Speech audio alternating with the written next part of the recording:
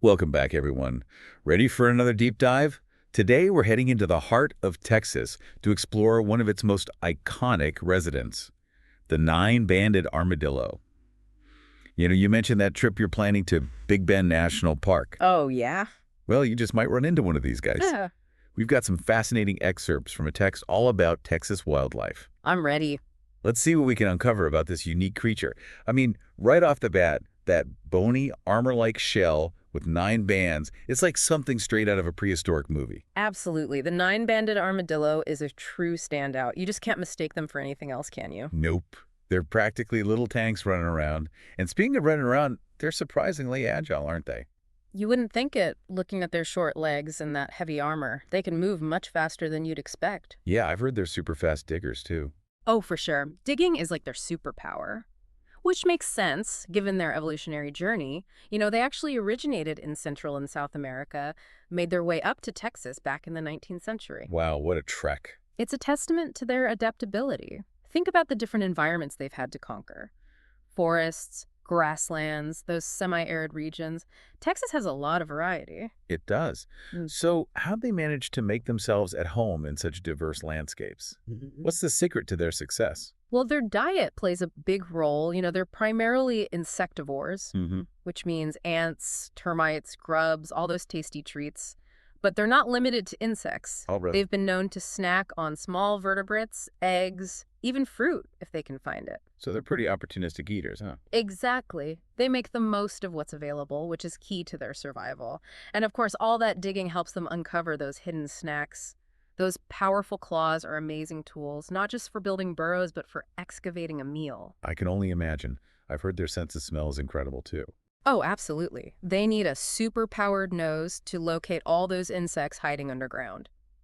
Speaking of burrows, have you ever seen one up close? Can't say that I have.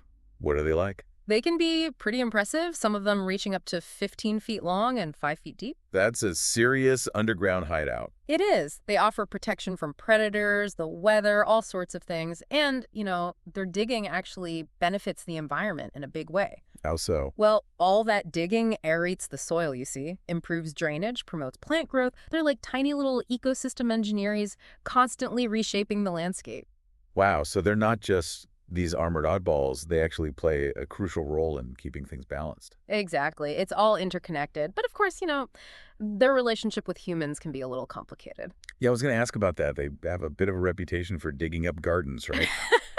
Well, they can be a bit mischievous, that's for sure. Mm-hmm. But you've got to remember, they're just following their instincts. They're hungry. And I know some folks worry about leprosy transmission, but honestly, that's incredibly rare. You're more likely to get struck by lightning. So a little bit of garden trouble, but overall, more good than harm, I'd say. Absolutely. They're more beneficial than people realize. Now, we can't talk about armadillos without mentioning their most famous quirk. Oh, you mean the jumping? The jumping. Why on earth do they jump straight up in the air when they're startled? It's a mystery. Some folks think it's a defense mechanism to confuse predators, but in the modern world, well, With cars. Not the best strategy. not the best strategy, no. It seems their ancient instincts haven't quite caught up with the times. Speaking of ancient instincts, there's one more thing I find absolutely fascinating about these creatures. What's that? Their reproductive process. They always, and I mean always, give birth to identical quadruplets. Quadruplets, every time. Every time. It's pretty unusual among mammals. And get this, the females can actually delay implantation. Delay implantation. What does that mean? Basically, they can pause the development of the embryos for months, ensuring those babies are born when conditions are just right. Wow, talk about strategic timing. Especially in a place like Texas, where the weather can be, well, unpredictable. Exactly.